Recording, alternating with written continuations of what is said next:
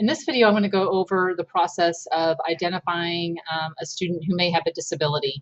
And as I mentioned in my post, it's a pretty complicated process, so this is just a broad overview.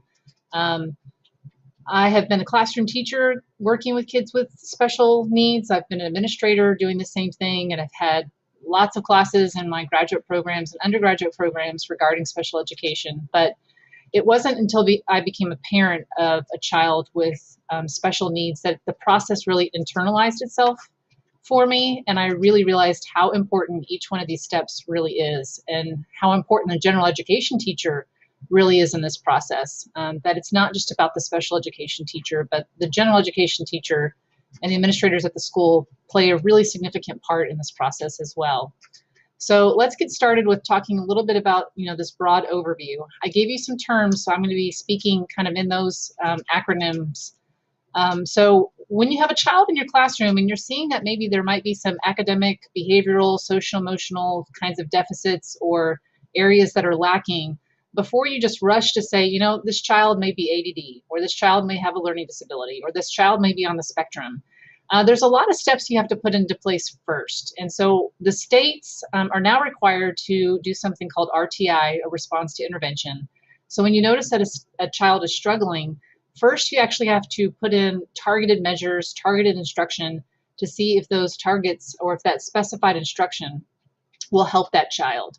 So the idea behind that is, maybe the deficits are as a result of something else. It's not because of a disability. It could be a whole host of things that causes the child to be behind. So this response to intervention is that measure to say, okay, well, maybe here are some of the things we could try. We could try this new academic strategy. We could try this behavior intervention. We could try, this type of accommodation. And if those things are working, then that's great. That means that the likelihood of that child having a disability is probably pretty small because you put in those supports necessary to bring that child back up. Now, on the other hand, if those strategies and those interventions are not working, at that point, as a classroom teacher or school counselor or administrator, you would approach the parent about testing. Now, that's kind of where it can get a little bit sticky-wicky, because you want to be careful on how you approach parents when you start noticing some of these things. Some parents may be very open to the idea of talking about a child's strengths and weaknesses, and some parents may not be. So it is important when you go and you meet with the parent about what you're seeing that you really stick with the facts and the observations about what you're seeing from the child and his or her performance or struggles, strengths and weaknesses. So what you don't want to do is sit a parent down and say, you know what, I think your child might have autism. I think your child might have a learning disability. You are not a diagnostician, which means that you cannot identify a child with having a disability. You haven't gone through the full evaluation process, so you can't give a diagnosis. The only thing you can do at this point as a teacher is to say, here's what I'm seeing. I'm seeing that your child is a grade level behind in reading. I see that your child is struggling to pay attention. I see that your child is having difficulty in social circles. So you give them facts and observations. At that point, if you want to recommend a child for testing, the parent would need to consent for that testing. So it's not that a school can go ahead and say, all right, well, the parent doesn't agree. Too bad, so sad. Here we go. We're going to fully evaluate a child. The parent must sign off and consent to any form of testing. So let's say that your child, you would really love to see that child tested for ADD. If the parent says no, you can only test my child, let's say, for other behavioral problems or intellectual disabilities. That's all you can test a child. So the parent will consent to certain forms of testing. And at that point, your diagnostician takes over, and he or she will start conducting the evaluations along with maybe some other professionals. So if your child maybe needs speech therapy, she would bring in a speech therapist for evaluation, or occupational therapist, or physical therapist. And also gain input from the parent and the teachers too, while the diagnostician is conducting a battery of tests, whatever tests were consented. It could be an IQ test, could be different kinds of achievement tests, behavior kinds of things. I mean, there's a range of testing that's out there. At that point, once the diagnostician has collected all of that data, that's whenever they're going to sit down in what's called the Admissions Review and Dismissal Committee, or the ARD committee.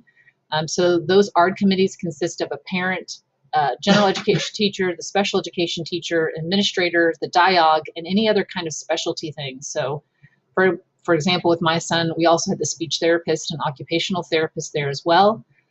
So there is a variety of people who are represented in those ARD meetings. And at that ARD meeting, they're going to go over your FIE, or your full and initial evaluation of the child. So they're going to share with the parents and everybody else who's at that table, here's what we're seeing about this child. Here's what the tests are saying. Here's what the teacher input is. And then based on that evaluation, they have to look at a couple of things. One, okay, does the child demonstrate strengths and weaknesses, or is there a significant deficit in one area?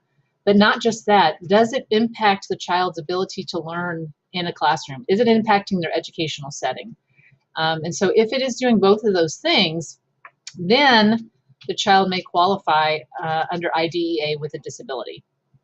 So a couple of other things they may consider then is looking at the least restrictive environment, or the LRE, because under IDEA, children are entitled to a free and appropriate public education. So under the least restrictive environment, so placement on where they're putting the child based on these evaluations is going to be a significant part of that conversation and process. So, all right. So let's say now we've decided that the child does indeed have a disability. At that point, they're going to create an IEP, or an individualized education plan. And in that IEP, they're going to cover a number of things. One, they're going to cover placement. So where is the child going to be primarily located? General education classroom, special education classroom, a combination of both. What does that individualized education plan look like? Is it going to be push-in services, pull-out services? Now the big thing is specially designed instruction, or SDI. So how will the child receive that? Are there going to be other types of related services like speech or occupational therapy, or PT? What does it look like for standardized testing like the STAR?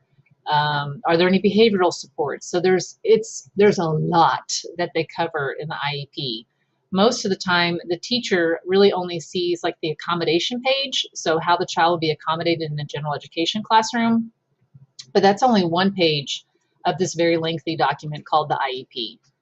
And a word to note: as general education teachers, you are the one who's responsible for implementing the IEP accommodation page. So if you see accommodations listed for a child, it's not up to the special education teacher to make sure that that's being done. The general education teacher is the primary person responsible for implementing that accommodation page. And if you don't, you can be in a whole heap of trouble, because that is a legal document that binds you to say this is the kind of supports that this child needs to have a free and appropriate public education, and that they're not restricted because of their disability. Now, every year the ARD committee will meet again and review this document, but every 3 years that child will go under reevaluation. And at that point, they may decide that the child is no longer eligible, or continues to be eligible and services continue. So there is a constant evaluation of this process. And at any time, a parent can ask for a reevaluation, so can a teacher. The only thing that's different is it has to be every year for that testing. So for example, if you have a child tested in the fall for speech delays and doesn't qualify, you can't test again in that spring. You would have to wait till the following fall. But you can test more often than 3 years, but it is required every 3 years for an evaluation. So again, a very lengthy process. There's lots of steps. The link I provided also goes over those steps if you want to review. There's a lot of ins and outs. So my biggest suggestion when you become a classroom teacher is just making sure you work really hand in hand with the parents and the special education team to make sure that you're implementing these things correctly in the classroom.